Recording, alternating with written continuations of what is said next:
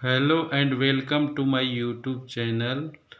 आज मैं JCERT संस्कृत पाठ्य पुस्तक से अष्टम पाठ का मैं सुवचनानी लेकर के आया हूँ। सुवचनानी का मतलब है सुंदर वचन। सुवचनानी सुंदर वचन।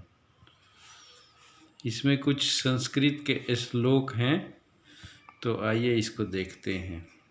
पहला श्लोक है, सर्पाः पिबन्ति पवनं न च दुर्बला अस्ते शुष्के स्त्रीणवर्णगजः शुष्के स्त्रीणवर्णगजः बलिनः भवन्ति। आइए इसको देखते हैं। सर्प कठिन शब्द इसके अंतर्गत है। दुर्बला अस्ते माने दुर्बल होता है। शुष्क स्त्रीणे मतलब सूखे हुए घासों से। वन गजह वन के हाथी, जंगल का हाथी। बलिना बलवान। तो इसका अर्थ जान लेते हैं। भावार्थ, सर्प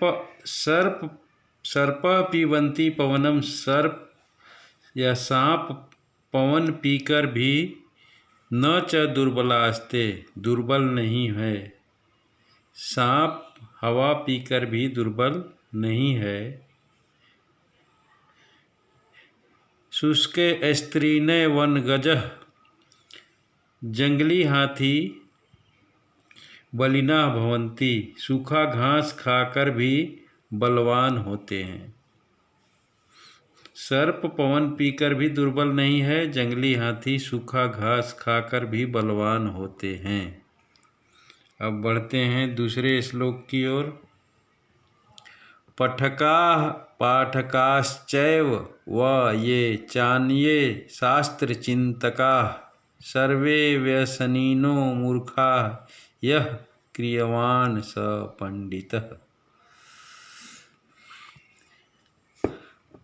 अब इसमें पठका माने पढ़ने वाले, पाठका मतलब पढ़ाने वाले, शास्त्र चिंतका शास्त्रों पर सोच विचार करने वाले। ये कुछ कठिन शब्द हैं। भावार्थ देख लेते हैं। आइए। पठका पाठकाश्चैव, पढ़ने वाले पढ़ाने वाले, च और जो भी शास्त्रों पर सोच विचार रखते हैं। पढ़ने वाले पढ़ाने वाले और जो भी शास्त्रों पर सोच विचार करने वाले हैं, वे सब सर्वे व्यसनिनो मूर्खा, वे सब व्यसनी मूर्ख हैं। सर्वे व्यसनिनो मूर्ख, जो पढ़ने वाले हैं पढ़ाने वाले हैं और जो भी शास्त्रों पर सोच विचार रखते हैं, वे सब अपने व्यवसाय के मूर्ख हैं, व्यसनी मूर्ख हैं, आदती मूर्ख हैं। यह क्रियावाण स पंडितः, पंडित समझदार केवल वे हैं जो उन सूत्र सिद्धांतों के अनुसार क्रियाशील रहते हैं, उन सिद्धांतों के अनुसार आचरण करते हैं, वैसी क्रिया करते हैं जैसा कि वे पढ़ते हैं और जानते हैं, और उस दिशा में जो क्रियाशील रहते हैं वही पंडित हैं। तो दूसरा श्लोक के बाद आइए अब तीसरे श्लोक की ओर। यदि सन्ति गुणाः पुंसां विकस्यन्तेव ते स्वयं, यदि सन्ति गुणाः पुंसां विकस्यन्तेव ते स्वयं, न हि कस्तूरिकामोदः शपथेन निवार्यते। पुंसाः माने पुरुषों का, विकसंती मतलब विकसित होते हैं, शपथेन शपथ से। तो भावार्थ देख लेते हैं। यदि संति गुणा, यदि किसी व्यक्ति में कुछ गुण होते हैं,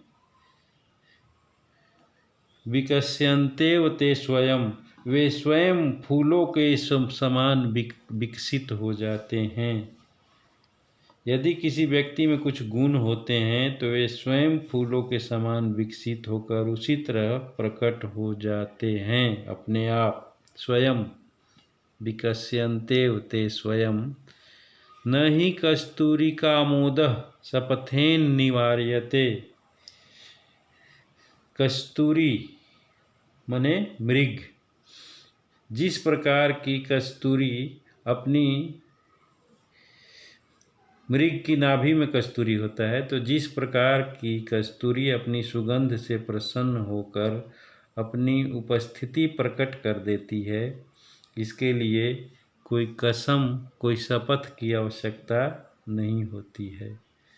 कस्तूरी में इतनी महक है कि वह स्वयं ही अपनी उपस्थिति बता देती है। इसी तरह यदि कुछ व्यक्ति में कुछ गुण है तो वो स्वयं वो गुण विकसित हो जाते हैं और अपने आप प्रकट हो जाते हैं, छिपाने से भी नहीं छिपता है। ये है तीसरा। अब आइए चौथे। मित्रेण कलहम कृत्वा न कदापि सुखी जनः। मित्रेण कलहम कृत्वा न कदापि सुखी जनः इति ज्ञात्वा प्रयासेन तदेव परिवर्जयेत्।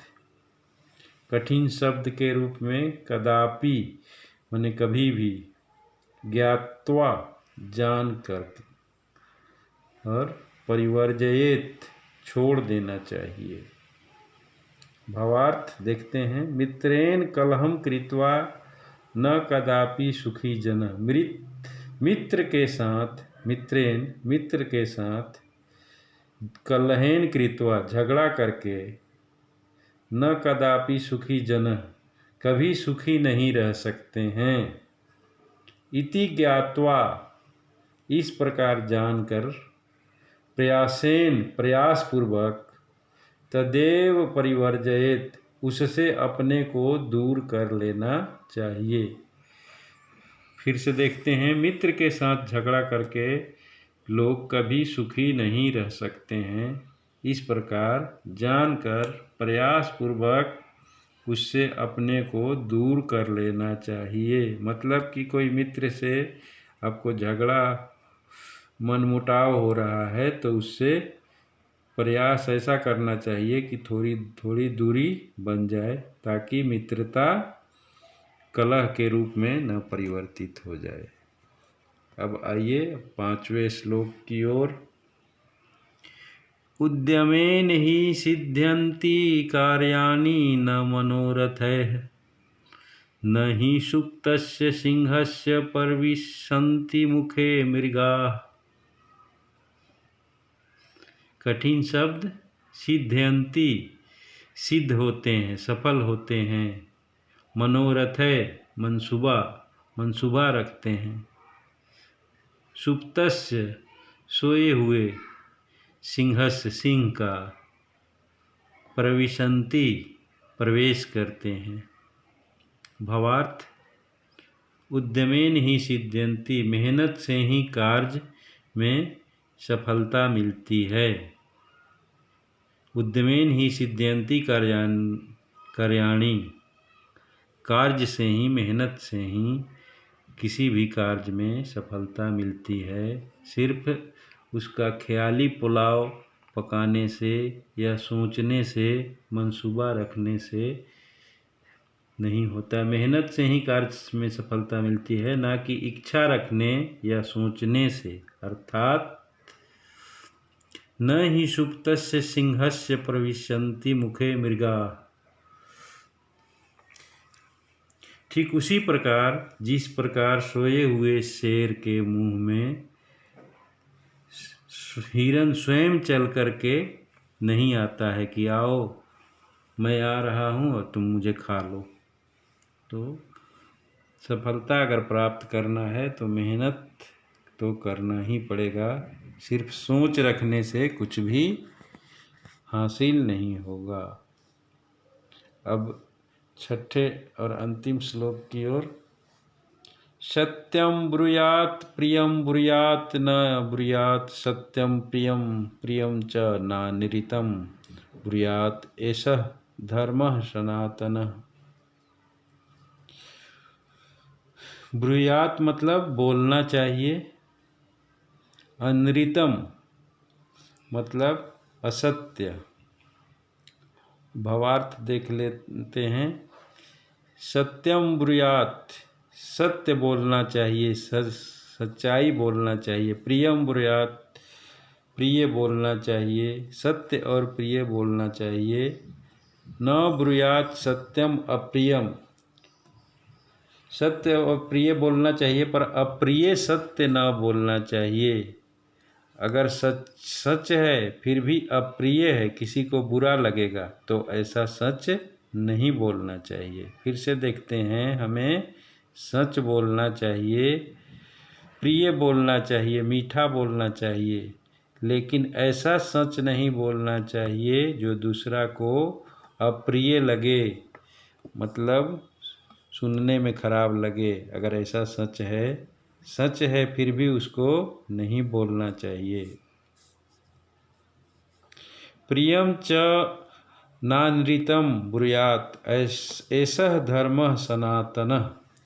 और प्रिय च प्रियम नानृतम और प्रिय असत्य अनृतम माने असत्य, और प्रिय असत्य भी नहीं बोलना चाहिए। मतलब कि देखने में तो मीठा लग रहा है, सुनने में तो अच्छा लग रहा है, लेकिन वो गलत है, तो ऐसा गलत भी नहीं बोलना चाहिए, ऐसा झूठ भी नहीं बोलना चाहिए। ऐसा धर्म सनातन, यही सनातन धर्म है। सत्य और प्रिय बोलना चाहिए पर अप्रिय सत्य नहीं बोलना चाहिए, और प्रिय असत्य भी नहीं बोलना चाहिए, क्योंकि यही सनातनी धर्म है। बहुत बहुत धन्यवाद। Please like, comment, share.